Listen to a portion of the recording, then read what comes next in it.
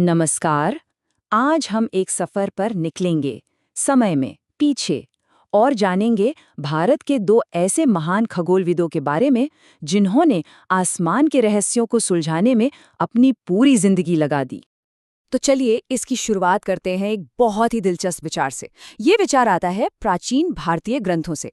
देखिए, ज्योतिष यानी भारत की जो पारंपरिक खगोल विद्या है, उसे एक डायरेक्ट साइंस या प्रत्यक्ष विज्ञान कहा गया है।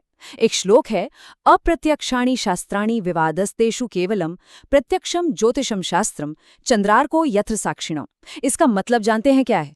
इसका मतलब है कि भाई, दूसरे विज्ञानों पर तो शायद बहस हो सकती है, लेकिन ज्योतिष का सबूत तो हर रोज हमारी आंखों के सामने है, सूर्य और चंद्रमा के रूप में। और जानते हैं क्या, वैदिक परंपरा में तो ज्योतिष को वेद का नेत्र यानी वेदस्य चक्षु कहा गया है। इससे आप इसके महत्व का अंदाजा लगा सकते हैं, है ना? मतलब यज्ञ कब होगा, त्योहार कब मनाया जाएगा, और तो और इस ब्रह्मांड को समझने के लिए सही समय की गणना, सब कुछ इसी से होता। तो आज की हमारी यात्रा कुछ इस तरह की रहेगी। सबसे पहले हम भारत की खगोलीय विरासत पर एक नज़र डालेंगे, फिर चलेंगे महाराजा सवाई जयसिंह के दौर में और उनके बनाए अद्भुत जंतर मंतर को देखेंगे, और आखिर में हम मिलेंगे वेंकटेश बापू केतकर से, एक ऐसा नाम जिनकी एक भविष्यवाणी ने पूरी दुनिया को हैरान कर दिया था। तो चलिए शुरू करते हैं। सबसे पहले बात करते हैं भारत की खगोलीय विरासत की और सटीकता यानी प्रिसिजन की, उस खोज की जो कभी रुकी ही नहीं। हमारी पहली कहानी शुरू होती है महाराजा सवाई जयसिंह के साथ। इसे एक शाही पुनरुद्धार की कहानी भी कह सकते हैं। तो कौन थे सवाई जयसिंह? देखिए, वो सिर्फ आमेर के शासक या जयपुर के संस्थापक ही नहीं थे, वो एक असाधारण शख्सियत थे। संस्कृत, मराठी, फारसी, अरबी, सोचिए इतनी सारी भाषाओं पर उनकी पकड़ थी, और उनकी बुद्धि का लोहा तो सम्राट औरंगजेब ने भी माना था। तभी तो उन्हें सवाई की उपाधि दी। सवाई मतलब जो बाकियों से 1.25 गुना बेहतर हो। कमाल। अब उन्होंने एक बहुत बड़ी वैज्ञानिक समस्या को पकड़ा। उन्होंने देखा कि ग्रहों की स्थिति और ग्रहण लगने के समय की जो गणनाएं थीं, वो असल आसमान से मेल ही नहीं खा रही थीं। उन्होंने इसकी जड़ पहचानी कि जो छोटे छोटे पीतल के उपकरण थे, उनसे एकदम सटीक माप लेना मुमकिन नहीं था। तो उन्होंने इसका हल क्या निकाला?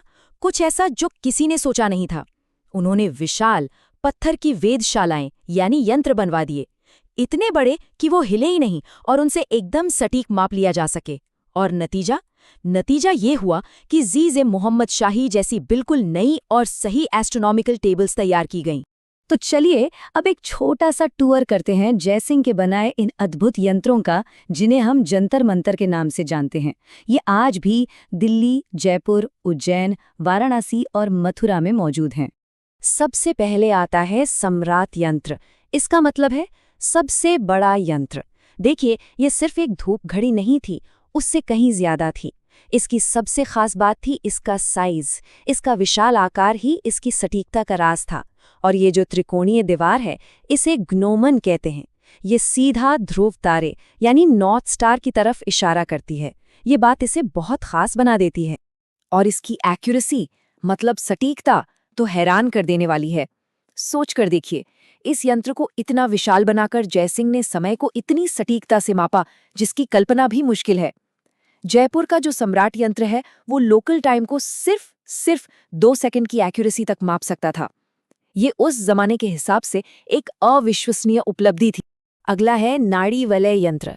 ये भी एक बहुत ही शानदार उपकरण है। ये क्या करता है? ये खगोलीय भूमध्य रेखा यानी सेलेस्टियल इक्वेटर को दिखाता है।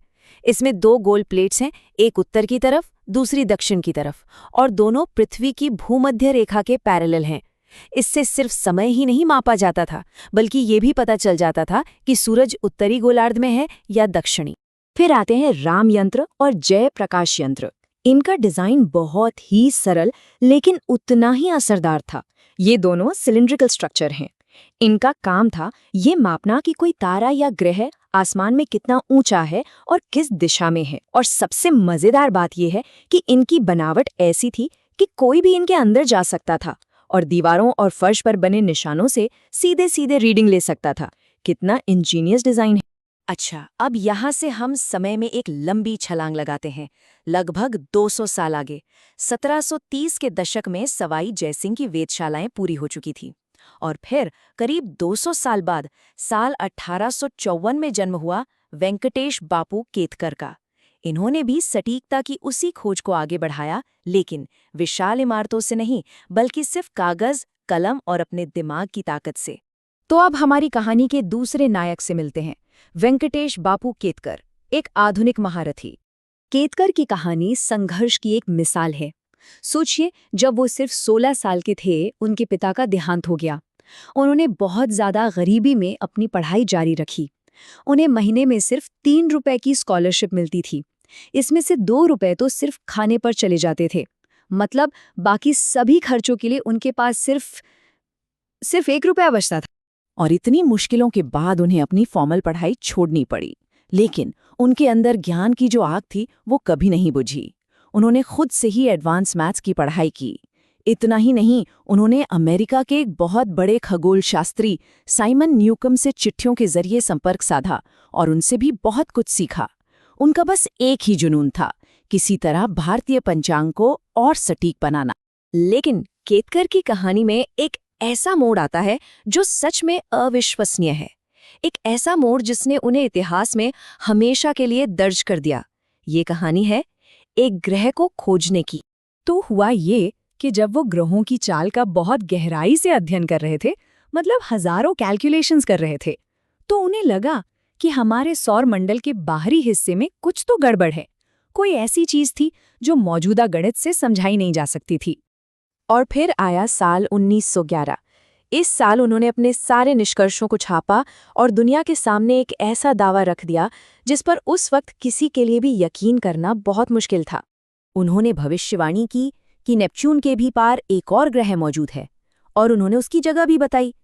ये एक बहुत बहुत बड़ा दावा था, खासतौर पर तब जब ऐसी टेक्नोलॉजी भी नहीं थी जिससे इस दावे को आसानी से परखा जा सके। और यहीं उनके काम की असली ताकत दिखती है। जब क्लाइड टॉम्बो ने प्लूटो को आधिकारिक तौर पर खोजा, उससे पूरे 19 साल पहले केतकर ने सिर्फ गणित के दम पर नेपच्यून की कक्षा में हो रही हल्की सी गड़बड़ी का विश्लेषण करके उस छुपे हुए ग्रह के अस्तित्व की सटीक गणना कर ली थी। सोचिए जरा। तो जब हम इन दोनों महान खगोलविदों की कहानी को देखते हैं तो हमें एक तरह का विकास दिखता है, एक यात्रा जो भव्य पत्थर के उपकरणों से शुरू होकर शुद्ध गणित की ताकत तक पहुंचती है। जहां एक तरफ सवाई जयसिंह ने देखने की सटीकता के लिए विशाल वास्तुकला का इस्तेमाल किया, वहीं दूसरी तरफ वेंकटेश केतकर ने सिर्फ गणित के सहारे गणनाओं को सुधारा और ब्रह्मांड के नए राज खोले। और ये पूरी कहानी हमें एक बहुत ही दिलचस्प सवाल के साथ छोड़ जाती है। सोचिए, अगर एक इंसान 20वीं सदी की शुरुआत के साधारण से साधनों के साथ एक पूरे ग्रह के होने की भविष्यवाणी कर सकता है, तो हमारे हजारों साल पुराने ग्रंथों और ज्ञान की परंपरा में न जाने और कितने वैज्ञानिक रहस्य छिपे होंगे जो बस खोजे जाने का इंतजार कर रहे हैं।